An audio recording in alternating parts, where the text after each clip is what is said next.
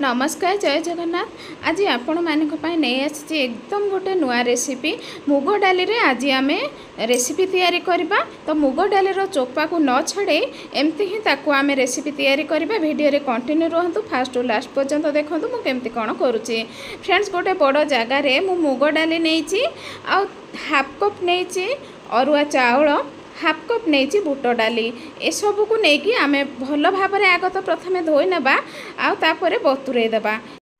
Friends ये रेसिपीटी मु आगरू शिखी मो जेजेमा तैयारी करती बहुत टेस्ट लगे। फ्रेंड्स आ खाइबा को तो बहुत हेल्दी आपण मैंने देखि थे बुट डाली आ देसी घर मुग आ अरुआ चाउल ए सब तो देह पाई बहुत भल। तो फ्रेंड्स एबे आमे बतुरे नेइचे गोटे फ्रेंड्स एबे 2 घंटा पर्यंत ताको आमे छाड़ दबा।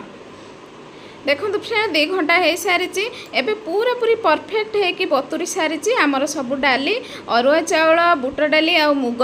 तो यार तो चुपा आम काढ़ानी एमती ही आम बनवा। फ्रेंड्स यहाँ गोटे नुआ रेसिपी आपण मैंने प्लीज देखु था केमती कौन कली तो बहुत टेस्ट लगे। फ्रेंड्स एमती थे बनातु। तो फ्रेंड्स एबे देदेली मु ग्राइंडर जार रे देदेली एबे 4 ରୁ 5 कोला रसुण।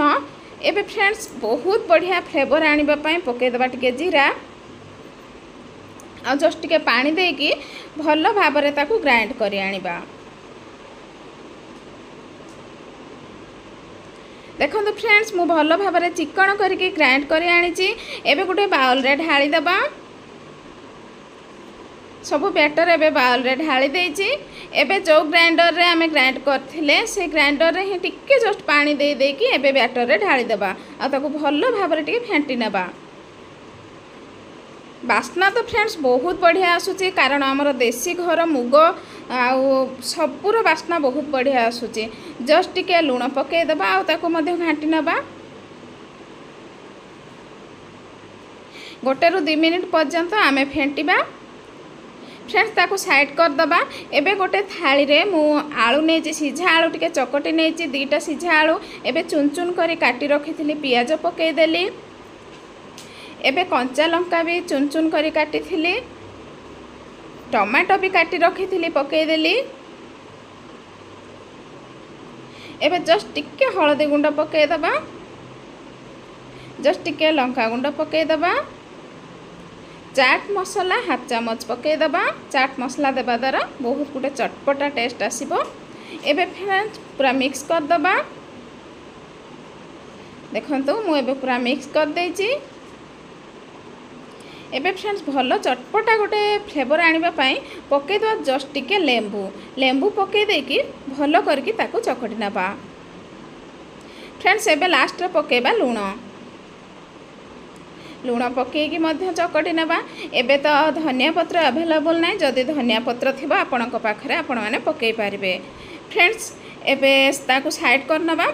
एबे मु तावा रे तेल 4 साइड रे लगे नेची। एबे बैटर को पकेबा। देखंतु फ्रेंड्स मु केमती पकोची पकेकी एमती ताकू जेमती चकुली आमे तैयारी करंती सेमती ही तैयारी करबा। देखो फ्रेंड्स केते सुंदर है कि बास्ना तो बहुत बढ़िया आसुची। फ्रेंड्स एमती थरे बनातु आउ भल खातु हेल्दी रुहतु। फ्रेंड्स मु जेकोसी रेसिपी तैयारी करे सब किछि घरे हमर अवेलेबल थिबो सेथिरे मु तैयारी करे। प्लीज मते सपोर्ट करंतु मु जेमती आगो को जाई परिबे। फ्रेंड्स देखंतु चकुली ऊपरे आमे पके देबा। जो आमे आलू चकटी की रखी थिले सब किछि मिक्स करके ता ऊपरे दे देबा। बहुत बढ़िया टेस्ट आसीबो। फ्रेंड्स एबे सब आलू गुड़ा को मु दे देइची। एबे कौन करबा ना चकुली रो साइड रो एमती टिके ताकू उल्टे नेबा।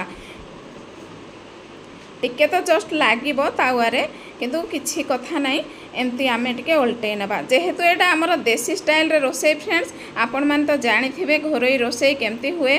तो फ्रेंड्स तार 4 साइड रे एमती आमे टिके तेल लगे देबा। देखिबे फ्रेंड्स बहुत बढ़िया लागिबो एमती थरे बनांतु। एबे सांगे सांगे आमे काढ़ी नबा। देखो फ्रेंड्स रेडी हो गला। एबे हमर आउ गोटे आपण मानकु देखेबी। आउ गोटे पैन रे फ्रेंड्स एबे तेल दे देइची। तेल देला परे पके देइची हाफ चामच सोरिष फुटिबा परे आमे कोन करबा ना बैटर पके देबा। बैटर को टिके खेळई पकेबा। टिके मोटा टाइप रखिकी आम बैटर को पकेबा। देखो फ्रेंड्स एबे ता ऊपर देदेबा आम आलू आलू को मध्य चारि साइड लगेदेबा आलू ऊपर आम आउ थे बैटर ढालिबा आ तार चारि साइड रे लगेदेबा। देखिए फ्रेंड्स बहुत बढ़िया आसीबो तार फ्लेवर। आपण माने थरटे एमती निश्चय बनातु। एबे टिके जस्ट ताको छाड़दबा गोटे सेकेंड पाई आ आरपट साइड उल्टे नबा। देखो फ्रेंड्स केते सुंदर है कि एबे उल्टे देछि जेहेतु आमे सोरिष फुटेजे तार फ्लेवर तो आहुरी बढ़िया आसीबो। फ्रेंड्स देसी स्टाइल रे एमती मु तैयारी करिछि। फ्रेंड्स आपण मान को केमती लागिला ए रेसिपीटी आपण माने प्लीज कमेंट रे जणैबे आ जदी भल लागे प्लीज लाइक शेयर सब्सक्राइब करा को जमार भूलिबेनी। फ्रेंड्स रहुछि नमस्कार, जय जगन्नाथ। देखा हबा नेक्स्ट वीडियो रे।